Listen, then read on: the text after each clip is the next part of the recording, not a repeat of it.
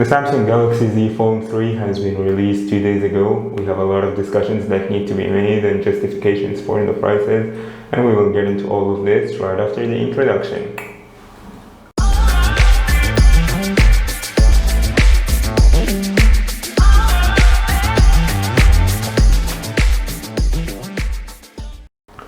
What is going on, guys? My name is Baha. If this is your first time watching me, I do all sorts of content regarding travel, personal vlogs, technology, and cars. So as I have mentioned earlier today, the Samsung Galaxy Z Fold 3 has recently been released 2 days ago, and along with it came a really staggering price. The price of the base version of the Samsung Galaxy Z Fold 3 is $1,800 and the upgraded version will be $1,900. Today we will be going through all of the specifications that came with the phone, and I will be justifying exactly why I might or might not think the Samsung Galaxy Z Fold 3 is actually worth the price tag that it comes along with it. So without further ado, let's get into this video. So we'll start off by talking about the display of this phone. The display actually comes in two forms. We have the tablet display when you open the phone, and we also have the cover display when the phone is just like a flat screen that you're looking at. So let's start up with the tablet display. Now when you open the phone, like I mentioned, you get the tablet display. The tablet display comes in a foldable dynamic AMOLED 2X display. Now personally for me, I haven't tried the Fold before, so I couldn't really judge about whether this is good or not, but since it's an AMOLED, I should presume that it should be perfectly fine for the majority of the people which will be buying this phone. And the display also comes with 120 Hz, so a very high refresh rate. If your eyes are adjusted to incredibly high refresh rates above 60 Hz, then I think the display will be perfectly fine for you. If you are a 60 Hz user, then I think you're in for a really good premium surprise. And it also comes with an HDR10 Plus high dynamic range, so if I'm not mistaken, the resolution of the display should be incredibly good since there is a large dynamic range of colors. And it comes at 1200 nits, 1200 nits, tip tops at maximum. So under some light, this display should have no issues at all. Now let's talk about the size of the display. The tablet, in the tablet form, it comes with a 7.6-inch display, which is incredibly big for anyone who's using tablets now, anyone who's using phones nowadays. And the size or the cross-sectional area of this rectangular phablet is 179.9 centimeters square with an 88.8% screen to body ratio. So I think that this is perfectly fine. You shouldn't be bothered at all. And in terms of resolution, it comes with 1768 multiplied by 2208 pixels at 374 pixel per inch density. So in terms of resolution, I think that you will be totally satisfied with that. There is much more pixels than you will ever need. And let's talk about the cover display right now. When you close the phone and you fold it into just one display, this is what you call as a cover display, when it's just straight up a phone just like this. This is the cover display basically. So yeah, the cover display comes with a dynamic AMOLED 2x range as well with 120 Hz with Corning Gorilla Glass Victus. Now this is not like the tablet display where you have a plastic cover to protect the AMOLED screen for specific uses. No, this is a Corning Gorilla Glass Victus, so this is the top end class of glass which exists right now, the Corning Gorilla Glass Victus, and it comes with a size of 6.2 inch of a display, so it's slightly smaller than my phone which comes with a 6.53 inch display, but still it's a really big screen nonetheless. And if I haven't mentioned the resolution, it comes with 832 multiplied by 2268 pixels with a 25:9 aspect ratio. Perfectly fine for photography, videography, and everything else in between. Now let's talk about the platform that this phone comes with. The platform that it comes with will be an Android 11 with Samsung's UI 2.5.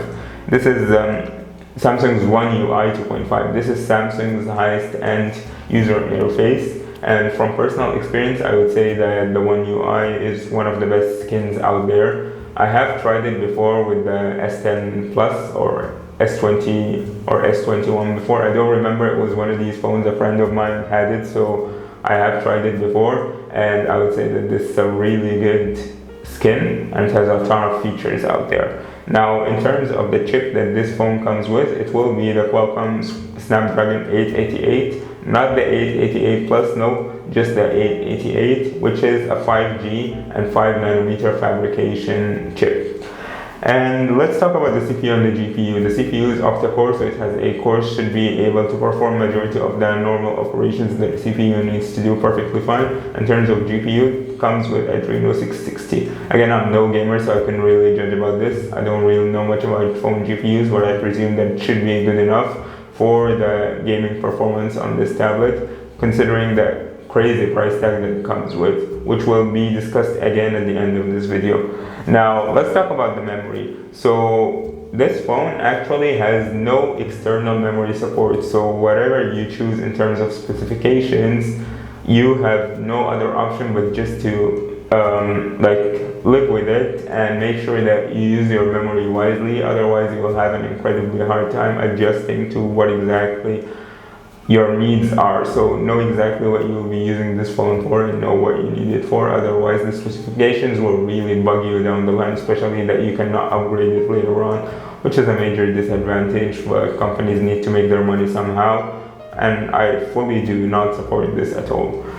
Now, let's talk about the internal specifications that this phone comes with. This phone comes with only 12 gigabytes of RAM, does not come with 16, it does not come with 18 gigabytes of RAM, it's only 12, and it comes with 2 storage options, either the 256 gigabyte or the 512 gigabyte version. Like I said, know exactly what you'll be using this phone for and adjust it to your needs accordingly, because whatever you end up buying, this is going to be yours until you sell that phone all over again, and it will most likely be at a loss. So yes, make sure that you know exactly what your storage needs are and buy your phone according to that. Price difference not that large, we'll come to that at the end. In terms of storage speed, it comes with a UFS 3.1, so in terms of reading and writing data from your computer, from other devices that can be connected to your phone, should do the job perfectly fine. Now let's talk about the camera. Everyone loves the camera, right? Well, the camera this year is not exactly what I would call as the best of Samsung. In terms of the wide camera, which is the main camera, it comes with a 12 megapixel f1.8 aperture, and it has a 26 millimeter width. So what this basically means is that you don't have that many pixels in order to read the information. 12 megapixels is still perfectly fine, but considering that we have 108 megapixels and soon to be 200 megapixels in the future, assuming Samsung and Olympus collaboration is actually true, then I would say that 12 megapixels is a complete joke nowadays. And in terms of the aperture, it's still an f1.8, which is the exact same aperture that I'm using on the zoom lens to actually record this video. So I would tell you right now that with an aperture of f1.8, there will be a whole lot light going into your camera, and this should be perfectly fine for night photography and daytime photography. Definitely buy it if you want to buy it. Well, don't definitely buy it, but definitely do consider this phone if you're looking for a phablet which can actually do a good job in day and night photography, because the aperture is really good. In terms of the width of the camera of a 26 millimeter, then I would think that it's perfectly fine as long as you're not a vlogger who just holds it from close and expects a good result, because 26 millimeter is not going to be wide enough for that. But if you're a photographer, or if you're anyone who actually takes pictures or photos of stuff from a distance, then the width should be perfectly fine for your needs. The size of the wide camera sensor is 1.76 inch, so this is going to be perfectly fine for everyone who uses it. 1.76 is pretty big for a smartphone. It's not incredibly big, but it's still big. And it also comes with dual pixel autofocus, so the focus system should be pretty well, should work pretty fine. And it also has optical image stabilization, which is more like a physical gimbal inside the phone. So if you shake your phone up and down, it could resist a few accidents, but if you shake it way too strong to the point that it's no longer an accident, then yeah, the phone will get obviously shaky. If you want to shake that, if you want to avoid the shake even in better conditions, then I would recommend getting something like the DJI Osmo 4. And let's talk about the telephoto camera that this phone comes with. Just like the wide angle camera, this telephoto camera comes with 12 megapixel, but it comes with an aperture of f2.4. Still really good in low light, just not as good as the ultra wide, as the wide angle camera. And In terms of the width, it comes with 52 millimeters, so it will have a really crisp bokeh effect, and you could really zoom in. It's not going to be something of DSLR or mirrorless type, especially if you have dedicated lenses for that, but it's still going to be incredibly good for a smartphone nonetheless. Now, in terms of the sensor size, it comes with a 1/3.6 inch sensor. So again, not an incredibly big sensor, but considering that it's a telephoto lens, I would say that it works perfectly fine. Comes with dual pixel autofocus, optical image stabilization, and only 2x optical zoom, which is a shame considering that nowadays some companies are going for something as far as 10x, but this is still a phablet, and they're still experimenting with that, so I would say that the technology is not improved well enough, which should justify why it's only 2x optical zoom. In ultra-wide terms, it comes with a 12 megapixel and an f2.2. Again, low light, you get the drill by now, but it comes with a 123-degree field of view, which should be perfectly fine for majority of your uses nowadays. I don't think that you will need anything more than 120 degree of field of view anyway. This is just my personal usage. This is how I would use it. 123 degrees should be perfectly fine for me. And it comes with a 12 millimeter of width, which is really, really wide. So if you hold it from there, from a distance, the ultra wide camera, it will be incredibly wide. The thing about wide lenses is, to those of you who don't know much, is that the lower the value, the wider your camera gets, but also the less bokeh you will have and the less of a blurry background you'll have in the background, but the more you'll be able to capture around you. Now let's talk about the features of the camera itself, the main camera, that's what we're talking about. It will have a light emitting diode flash, LED flash in short. It will have a high dynamic range, and it also has panoramic mode, so you can literally just hold your phone and go through the panorama mode. You will get a really good shot. Definitely recommend it to play around with it. If you're one of those landscape photographers, this will be incredibly helpful, especially if you're using mobiles instead of DSLR cameras or mirrorless cameras. And let's talk about the video now. In terms of video, this phone comes with a 4K 60 frames per second. Should be definitely expected right now in 2021, since the whole new technology is 8K 30 and 8K 60 frames per second. In terms of 1080p, it comes with either 60 frames per second or 240 frames per second. 60 should be definitely fine to fool the eye to think that this is completely smooth. Nobody will actually notice anything. 240 frames per second is really good if you want to record 1080p in slow motion. But if you really want to go into super slow motion, like I'm doing right now, if you really want to go into super slow motion, then there is the 720p at 960 frames per second, which has a gyro electronic image stabilization. So yes, this whole camera system can definitely support electronic image stabilization. In case optical image physical stabilization was not enough for you, then yes, you will have a 720 at 960 frames per second if you really want to go super slow as well. Now let's talk about the selfie camera of this phone. In terms of the selfie camera, it has two options, the uncovered and the covered option. So basically the uncovered is when it's like under the display, and covered is when it pops out of the display in order to take the picture for you. So in terms of uncovered, it has a 16 megapixel f1.8 aperture, which is under the display. Really good for low light photography. I haven't tested it out yet, but I'm presuming that this is how it's going to be. And for 16 megapixels, you have more than enough pixels to capture information. Because again, pixels are not everything that needs to be developed in the camera. There are many other factors, but pixels are definitely one of the most important factors. And it's under display. If you have watched my Xiaomi Mi Mix 4 recently, the video that I made about this phone, you will know that under display has literally just been introduced 2 days ago, the technology for that, so it's still a really good thing. You're not going to see anything of the camera under the screen of your phone, but you will still be able to take selfies, and it might even pop up when you need it.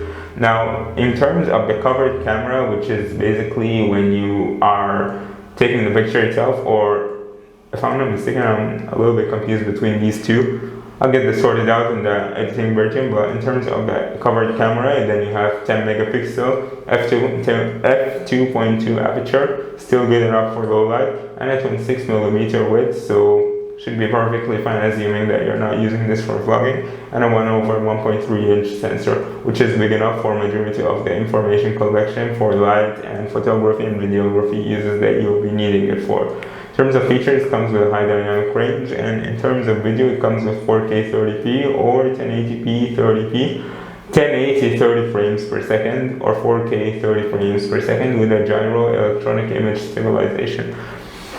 Now let's talk about the sound of this camera. In terms of sound, it comes with a loudspeaker of stereo speakers, and majority of this has been tuned by ATG. No 3.5mm headphone jack, and it comes with a 32-bit, 384 kilohertz of audio. Should be perfectly fine for majority of the users out there who don't want to notice anything. Unless you're one of those users who likes to throw it in another room and close the door and then complains about the lack of sound, then this should be perfectly fine for you. Now let's talk about the features of this phone. The majority of the features, we will be talking about the sensors, the AI, and everything that comes with this phone. So in terms of features, it comes with a side-mounted fingerprint scanner. This time it's not under display, this time it's side-mounted. Not 100% sure of that, but I presume that it will be side-mounted. And it also comes with an accelerometer if you want to measure the acceleration of this phone for some applications, or if you want to use the gyroscope for compasses and all of that, then this exists as well. There's also a proximity sensor to warn if you're getting too close to anything, a compass, and a barometer in order to measure the temperature and give you updates about the temperature news every day around you. Now, it also comes with Bixby's NLP, which is the natural language processing. Basically, you can talk to their AI and it will do some commands, which I'm not sure how well training it has been through yet, but I presume that it's much better than what has been introduced with in 2017. And it also comes with Samsung DeX, so if you want to connect your phone to your computer, you can do it wirelessly. And it also comes with Samsung Pay, something just like Google and Apple Pay, where you just put your phone on a tag, something like that, and it will definitely be paying for you wirelessly without the hassle of credit cards or cash and everything. Basically, the new cashless system by Samsung, and it also has an ultra wideband support. Now let's talk about the battery of this phone. The battery is nothing top notch here. It actually comes with a LiPo 4400 milliamp hour battery. Not the best deal out there, but it's still really good, but it might not actually last you for a full day. It might last you for something of about half to 3/4 of a day before you need to recharge on really heavy usage. So yes, this is the battery that comes with the phone, and it's not removable, unfortunately. Whatever battery you get in, you're stuck with that. And by now I think we're all used to non-removable batteries because this technology is quite old now. And in terms of charging, this one is actually an interesting one. It comes with 25 watts of fast charging, so top speed you're gonna get is 25 watts. But it also comes with 11 watts of wireless charging and 4.5 watts of reverse wireless charging. Yep, 4.5 watts of reverse wireless charging and 11 watts of wireless charging. Let's talk about the colors and the price of this phone. In terms of the colors, it comes with 3 colors, and they are Phantom Black, or Phantom Silver, or Phantom Green. I haven't seen much of these colors, but from what I've seen on MKBHD's videos, then I would say that the Phantom Green is a really gorgeous color. Definitely go for that if you want to be that different kind of person who takes risks in their life and they want to make a crazy decision about their phone color, which is a risky one. But yeah. Now let's move on to the price of this phone. The price of the phone is actually $1,800 US for the 256 GB, 12 gigs of RAM version, and it also has 1,800 euros for the same spec, or 1,600 pounds. Now, if you want to upgrade to 12 gigs of RAM of the 512 gigs of gigabyte version, then it will be worth $1,900 US. 1,900 euros or 1,700 British pounds. Not sure about the British pounds and the euros for the upgraded version, but I am sure about the US dollars version. So, should you buy this phone? Should you consider buying it? Well, personally for me, if you want something that is a little bit different, maybe you want a phone that looks more like a tablet and open it up, do consider buying this thing, but there are other options for that, and we will be discussing about the Z Flip 3 as well in the future. But if specs and performance and just productivity matters to you, I do not recommend this phone simply because of the crazy price tag and the downgrade of specs that have been offered with this phone. So that's about it for this short video. Thank you so much for watching. If you enjoyed this video, then please make sure to hit the like and subscribe down below. Comment as well what you want to see me do next, and follow me on Instagram and Twitter. Without further ado, thank you guys so much for watching, and I'll see you in the next one. Peace out.